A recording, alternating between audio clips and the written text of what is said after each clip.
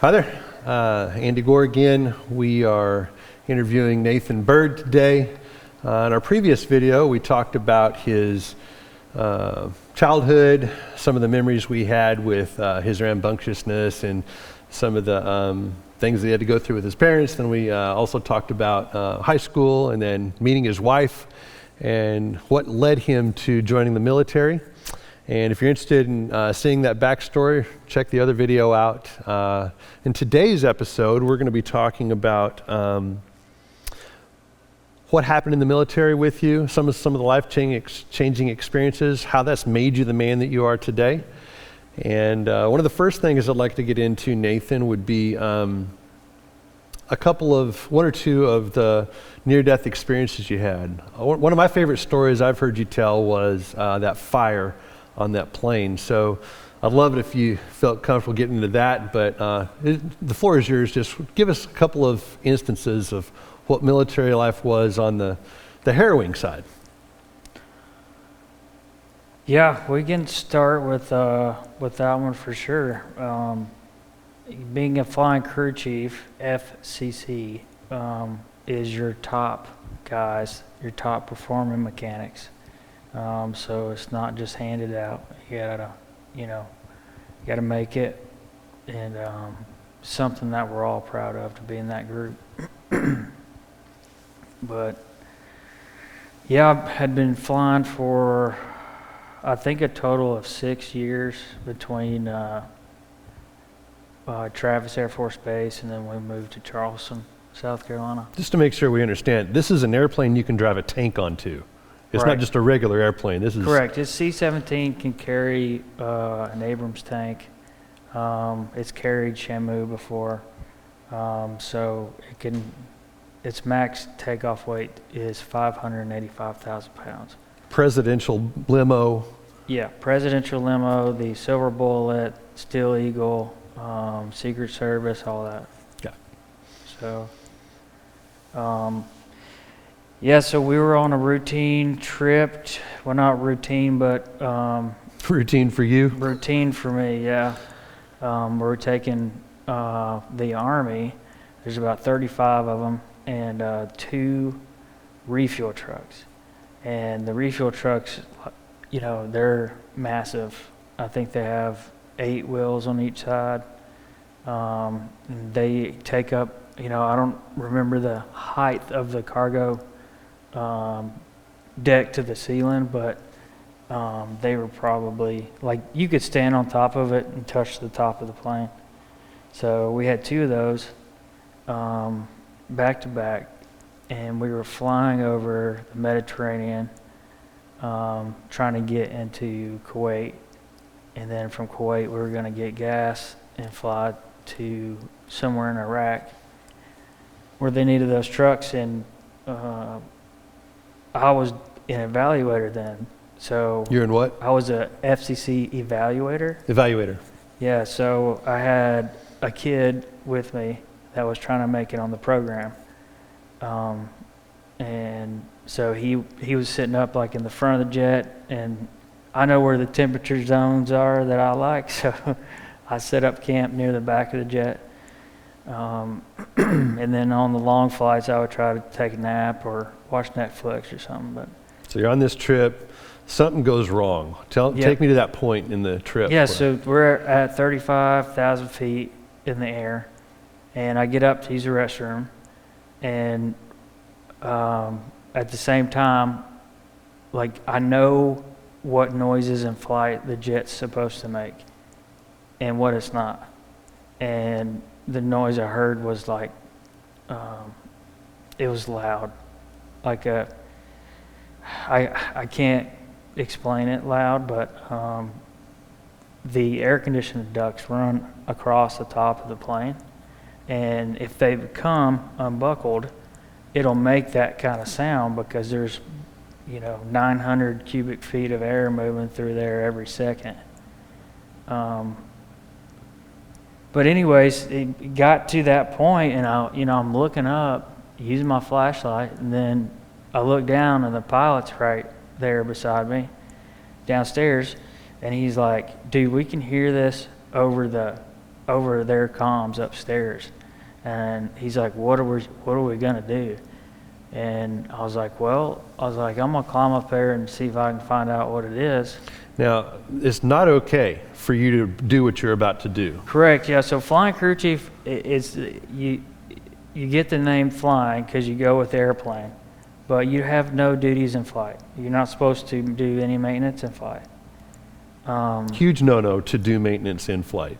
Absolutely. Against regulation, you can suffer consequences for... Yeah, you could go to prison for it. Article 15s and everything else. Just for taking care of the plane, Yeah. doing what you're supposed to do, Right. you can end up in prison. Yep. Situational base, But I talked to the pilot, and as we're talking, it's getting louder. And now I'm smelling burning metal. So we could be on And fire. So we have 2 refuel trucks that reek of JP8 because What's they were JB8? empty fuel, What's- jet fuel. They were empty, but there's residual. Right. So the whole cargo box smells like JP8. It's just a bomb waiting to go off. Yeah. So And you have this article that says, I can't do any maintenance on this, so there's Yeah. there's a moral decision. from like, a 2-star general. Right. Orders. So important, just going up the chain, high Yeah. up. Yeah. Yeah, And so you so- got a moral decision. Do we blow up or do I fix this? And so I'm talking with the pilot, it's getting louder, and I'm starting to smell something now. So in my mind, I'm like, I gotta find out what this is and see if I can isolate it. Does your mind go to the consequences? No, didn't even think about it. Just Nope. reaction. This is my Straight- plane. I've got to fix this. Straight up, like, I've got to figure this out, or we're gonna possibly explode in flight, or something catch fire. So you're in the military, and this comes to chiefs in all different branches. You got this. These people are in your hands right now because you're the crew Yeah. chief of the plane. So Yeah. until they get on the ground, someone else takes charge. But Yeah, right the- now, I'm in charge of this The plane. pilots and loadmasters had no idea what to do, Yeah. and they were almost at the point where they're gonna have to put on their oxygen. How old are you? At that time? Yeah, at that time. 32, I think. You're 32, 31. and the lives of all these guys are in your hands at this point. Yeah, we had 35. We had 35 Army guys. So I told the pilot, I was like, IFE now, in flight emergency, is what IFE stands for. And I said, find somewhere close and let's land. And while you're doing that, I'm going to climb up here and rip all this crap apart and figure out where it's coming from. And from that point, your butt's on the line because you start ripping stuff apart. Now Yep, a decision has to be made about what you did. yep. But you don't think And- about it, you just do it because there's So a fire. Around these AC ducts, they put insulation, and some of them have Velcro, some of them don't. So I'm literally unvelcroing, throwing it, cutting them. And What's everybody else doing when you're doing I'm that? on top of the refuel truck, and the pilots are emergency landing, so they got it freaking nose down 30 degrees. So you're So I'm hanging on? trying to hang on and figure it out. Does everybody else got seatbelts or what are they doing? Everybody else was like, what is going on? They're just like, so I get up to a T and A T in the duct. A T in the duct. And on one side we have a fan, and it's a recirculation fan, and it only comes on at cruise. And what it does is it takes the hot air that's, and heat rises, and it shoves it back through the AC system to circulate air. Sure. And I got to it, and I went to take the insulation off of it, and it about burnt my hand. And it was hot, like super hot. It was shelling out, is what it was doing. What is shelling out? Shelling out like, the bearings were gonna possibly give out, explode. The blades in there. It's on meltdown. Yeah. Yeah. Yeah, it's a runaway. It's runaway fan. And the crazy thing is there's a circuit breaker for that fan, and it never popped. And so at this point, I know it's the fan. I got the knife here, and I was like, I got to isolate this thing. And being a crew chief, you don't take cannon plugs off of anything unless you pull the breaker. But there's no time for that. There's no time for me to log into a computer and search that breaker. Lives are at stake. Yeah. So no gloves on, nothing. I grabbed the cannon plug and ripped it out of the fan. Did it burn you? Yeah. And the noise stopped. And we were on approach at that point.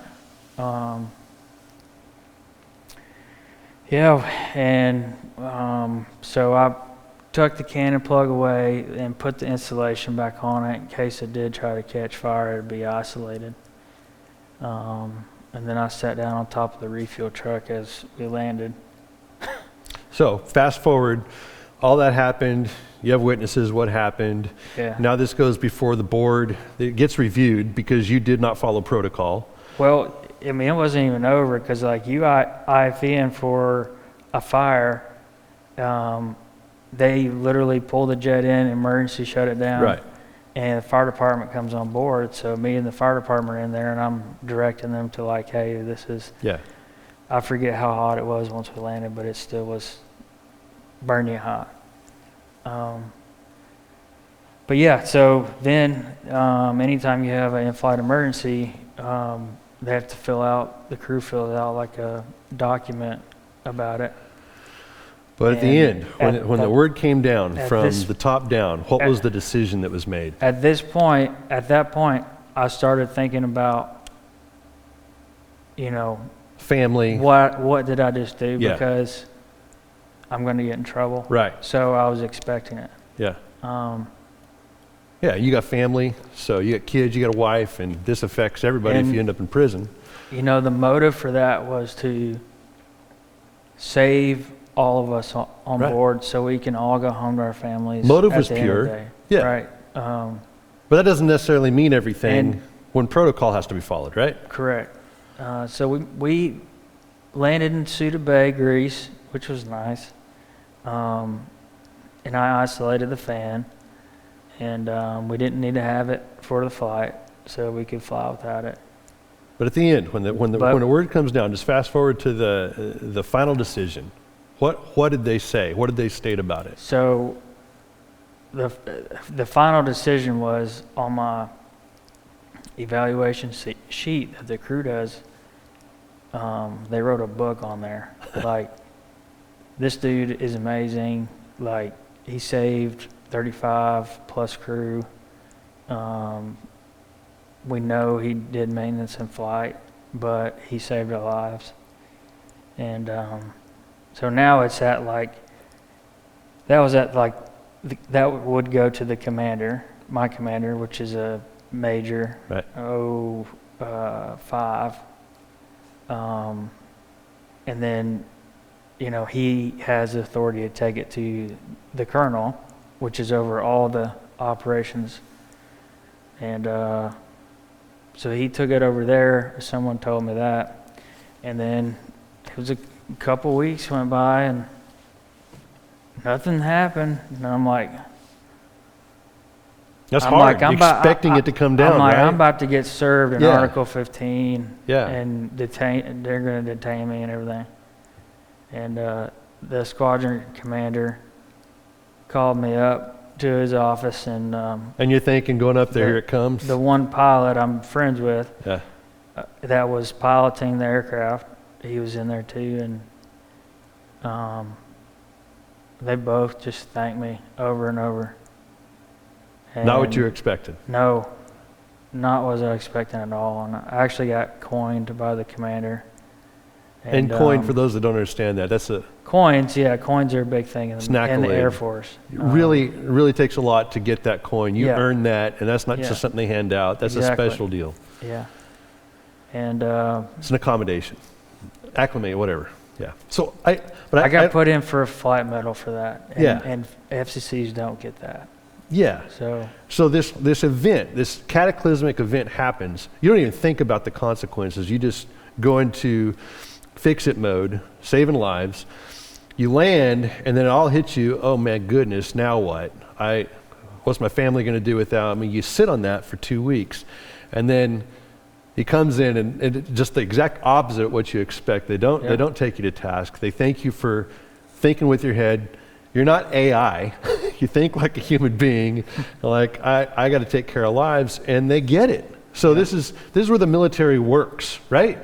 You hear lots of stories about negative things. The military is broke. You got to follow these. You got to file 15 different reports to get what you want. But this is where it works. That they see the human aspect. You did the right thing, even though it was against regulation. But it was an emergency. And emergencies require that you follow different paths than the normal procedures. And you don't have time to go flip the breaker.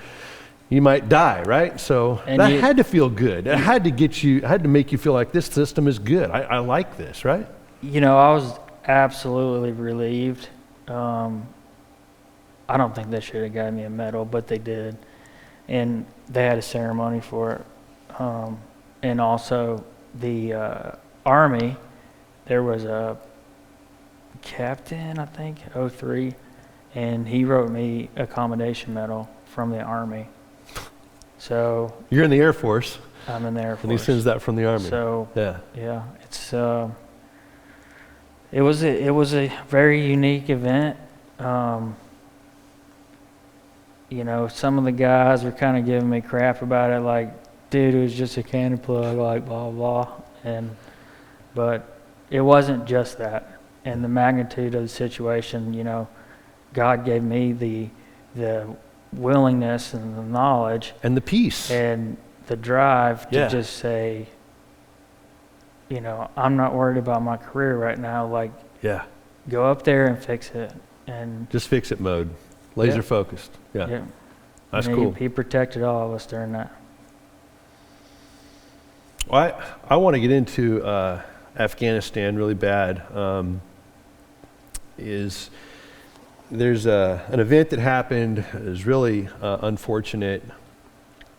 We decided to withdraw from Afghanistan, and the way that it played out, still very volatile in America today, very controversial. I'd like to hear, because you were a part of that, and there's a part that you couldn't be a part of that, and just the turmoil that you went through to do that. I'd just like to hear from you just some of that. So if I can set the stage a little bit, the decision is made from the very top. President, we're pulling out. And well, why don't we start before that? Okay, sure, yeah. Is that Go okay? ahead. Yeah. Just so the audience knows, like, set it up. How invested I was. And I've done over 300 missions to Afghanistan. Afghanistan alone?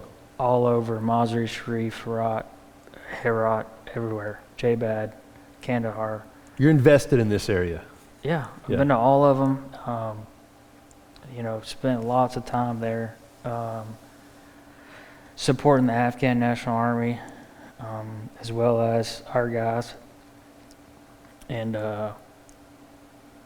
Why were you guys there? What was the reason to support them? What was the conflict? Just 2 sentences.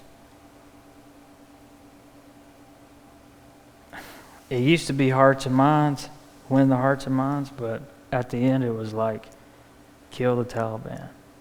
Okay. And at the same time, we had the ISIS K or whatever. So we got the Taliban, we got ISIS, and America is there to support the Afghanistanis, is that how you say it, to protect them from the conflict. Okay, yeah. That's the purpose for our occupation or whatever you call it. And in Charleston, they had a rotation for deployments in Kandahar. And so a guy couldn't make it. He failed some of his test of shooting or something. Excuse me. And last minute. And I went in there and told him, I was like, I want to go. And it was a 8.5, 9-month deployment to Afghanistan and to Kandahar, excuse me. And it was a wild experience. Our job there was to take care of transient 17s that come in, for gas. This is an airplane. Repair. Transient 17s are aircraft. Yes. That need fixing. Yeah, or they just need general servicing, liquid oxygen, or they need the back end set up for like a medical evacuation. But that trip, we only deployed with one of each specialty. So you got the crew chief, right, which was me, staff sergeant at the time, and we can do pretty much anything on the plane, but we're not like experts at all that. So then we had a communications, navigations guy, avionics guy, a jet troop, and a hydraulics troop, and then we had our pro soup, and he was the master sergeant, so he was like, Sure. guiding the herd. So we didn't have a lot of people. A small unit. We had our own compound right by the ramp where the 17s would park.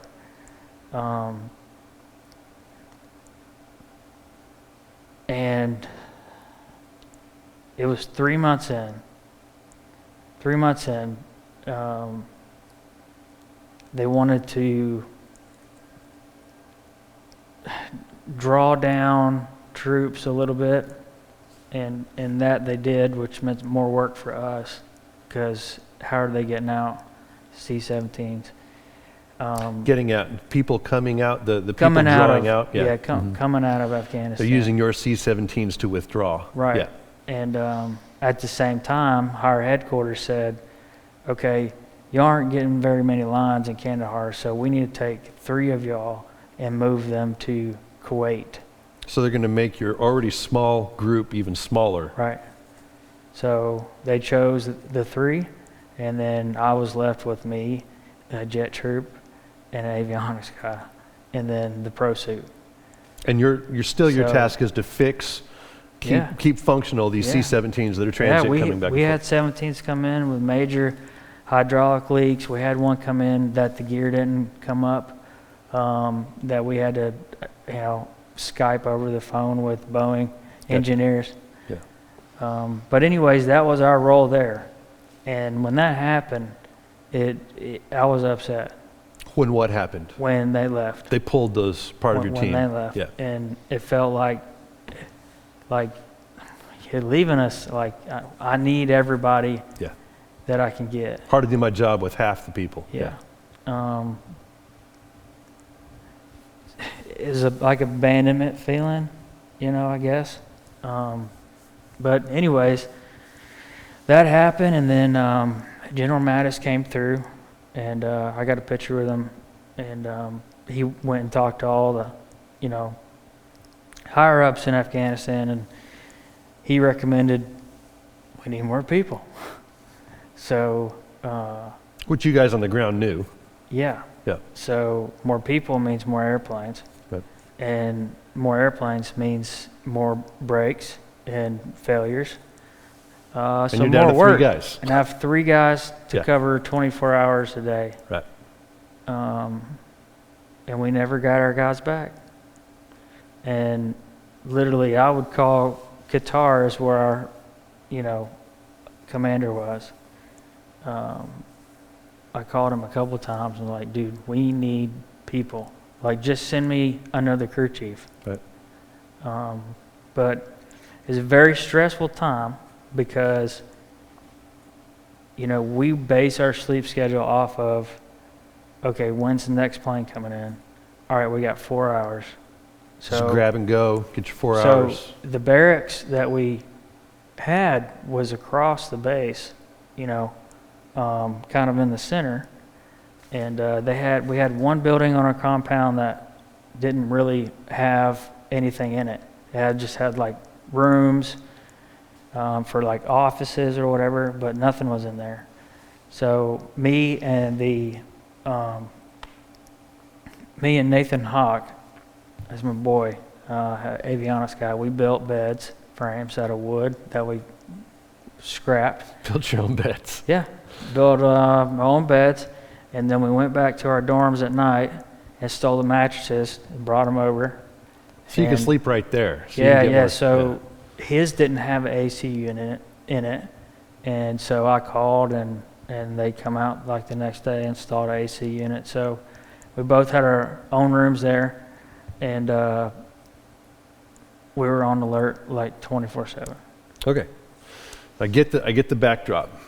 Now the call comes down from the president, we're going to withdraw. I want to get into that part because that's a very specific impact to you. Well, there's something that happened, and there was something that happened while I was on the ground, Okay.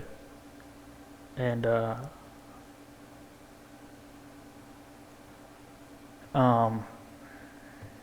it was probably the saddest thing I've ever seen. And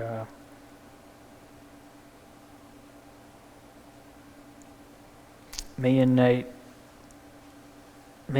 were driving around. If we didn't have stuff to do, we'd just start driving around, flight line, perimeter road. And you can see through the fence, they're not big T-walls. And there was like 2 MRAPs coming back. To what? 2 MRAPs, like they're the big vehicles that the Army, they're made for mine resistant. Gotcha. Anyways, they were coming back, and one of those had Americans in it, and then one had the Afghan National Army, and then the Romanians had their Hummer because they were poor, but they were trying to help. And a guy with a truck, Toyota truck, drove straight into the American tank. And we were probably a half mile away. So, but they were about a half mile away from the gate where you come in. And so, yeah, you hear the explosion, and we're like, what the frick happened? And you see just like a black cloud of smoke. And they set up an ambush there. They started shooting at them. Who was ambushing? The Taliban. And yeah, they killed several of the Afghan National Army guys just in the firefight. And the guys get hit by the ID. They called in on the radio. There's 2 KIA killed in action, and the other 3 were burned so bad. Like, I don't know what the percentages are, but they had bandages all over them. And they were messed up. And then, when somebody dies over there, they have a whole process of getting them out. And one of the kids was 19, and the other kid that died was 20, expecting a little girl when he got back. And they put them on ice in these boxes so we can put them on the plane. And we went over there. They obviously announced when the ceremony was going to be, and I asked the sergeant major, I was like, can we fall on your formation and just Be a part of it. Yeah. So we did that, and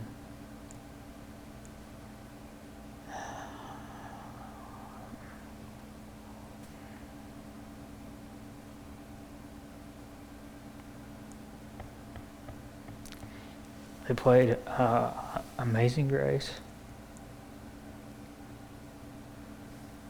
as they were loading them up. Loading them up to go home. And they were loading them up in a Special Forces C-130. And I'm standing around other Rangers. Rangers. Yeah. Special Forces guys, yeah. That are just bawling their eyes out.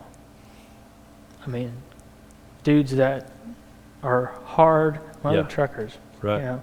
Yeah.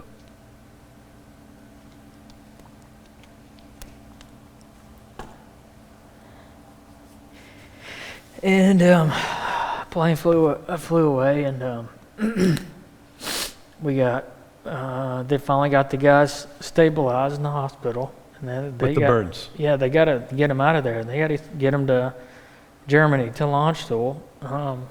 That's the best hospital for direct injuries in combat. So we had a 17 come in, and this is like 2 days after the other guys leaving, and then we set the back of the 17 up for for a medical evacuation, and the ambulances came, and we helped lock them in we have like these litter stanchions, and there's doctors and nurses everywhere, and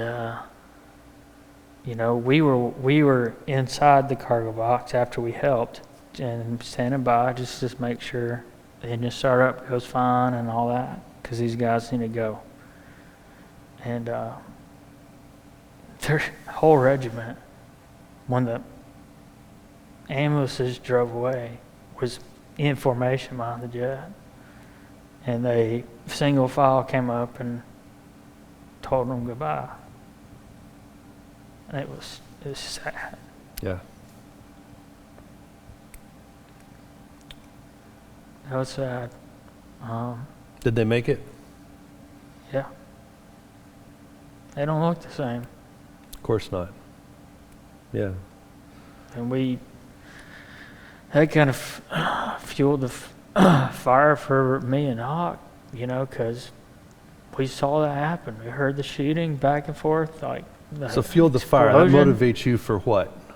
It just motivated us to work harder. Like, what we're doing makes a difference.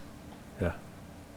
Saving these 3 guys' lives, making sure Yeah. the plane's Ready to good go. to go. Yeah. It personalized the fight, maybe? Yeah.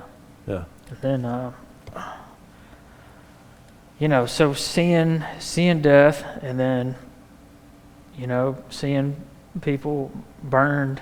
I just want to take a second.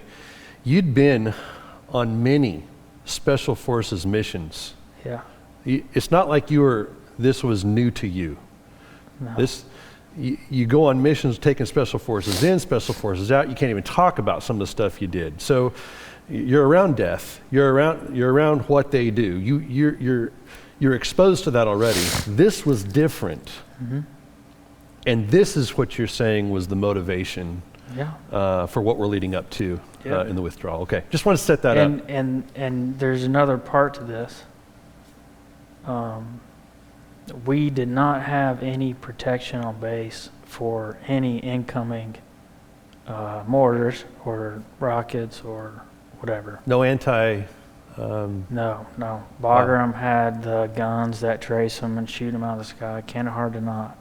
Okay. So if they lob something over, it's coming. It's just, you're going to receive it. We had the howitzers, so they would get the coordinates from the weather balloon, and the howitzers would, pound them back. But so you feel vulnerable. we had an office building. You think about it all the time, because it could be any time. It was late. I just checked the computer. I'm like, okay, we got 10 hours of downtime. So let's, go to sleep, get some gym time in, whatever. And me and were like, we didn't go anywhere without each other.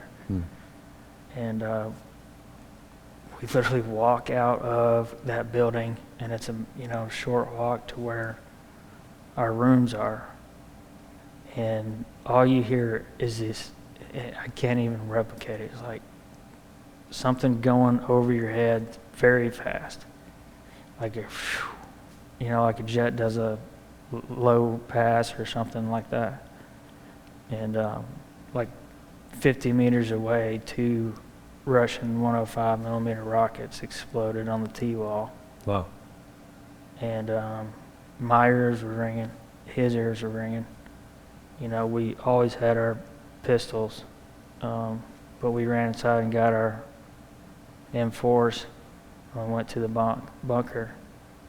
And yeah, the next day we went out and looked at where it was, and dude, it was so close to hitting us. And I'm not gonna lie to you, it scared the crap out of me. Yeah. I couldn't calm down. I could not calm down. No matter what I did, I was like spun up. This is the purest definition of PTSD, where you now no longer have control over your own body and mind is controlling you. And we just saw death. We just saw people that are burned. All that's fresh. So yeah, that's kind of the part I wanted to add, because I never talk about it. Yeah. Well, and so this is the precursor to the decision that comes down.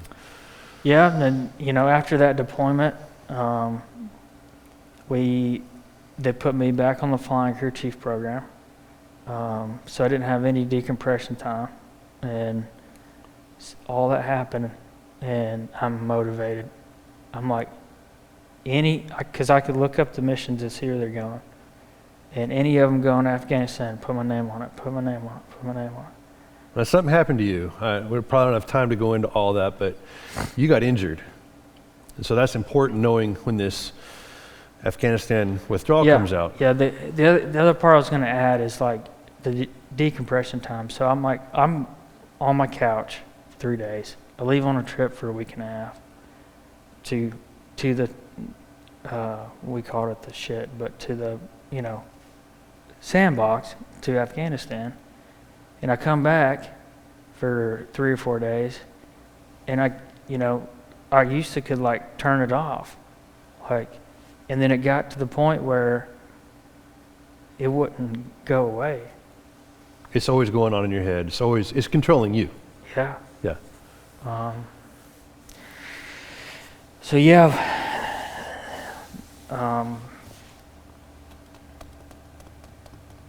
Yeah, that's when I started trying to cope with whatever I thought I had. I never once thought I had PTSD. I'm not a ranger. I'm not, a grunt, whatever.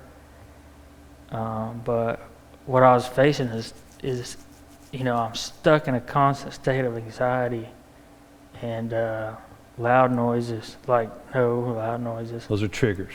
Yeah. And coping, that's just, you're looking for a way to decompress. In the military, if you're not deployable, that's a bad thing. And being a flying crew chief, if I went to the doctor about that, to mental health, I would be grounded. And I didn't get help because of that. I was so motivated. And I didn't just go to Afghanistan. I was involved in Syria. Yeah. I was involved in Iraq. Yeah. And wars that y'all don't even know about that are happening in Africa. Yeah. But all that mixed together in my coping was drinking beer. And just to get some kind of relief. Right. Just to be able to check out. Yeah. Yep. Because you can't control your body, so you're trying to... I knew I could go to mental health, but I didn't want to be non-flyable. And a lot of the FCCs are the same exact way. We'll have messed up shoulders and knees and stuff, and then we all get that fixed on the back end whenever we stop flying. So yeah, and I grew up in a family, no alcohol, grandparents, no alcohol. LeBron and Lisa, no alcohol. Fear is dependency. Fear is what alcohol can do if you become dependent, and how it can control you. Yeah. And you're looking to alcohol so that you can regain control of your body, right? Yeah. So there's this dichotomy going on. Don't drink alcohol because it can control you, but I need to be back in control, so I'm using that. Okay, got it. And I never did the liquor route. It was all beer for me. But this is hindsight now, because I can look back on it, but it's like anything else. Like, I'd sit down and have 2 beers, in the evening after a trip or something, and I'm fine. I interact with the kids, and the loud noises and stuff kind of don't bother me as much. Numbs it. Well, then 2 doesn't work. Right. So I had 3, and then What'd you get up to?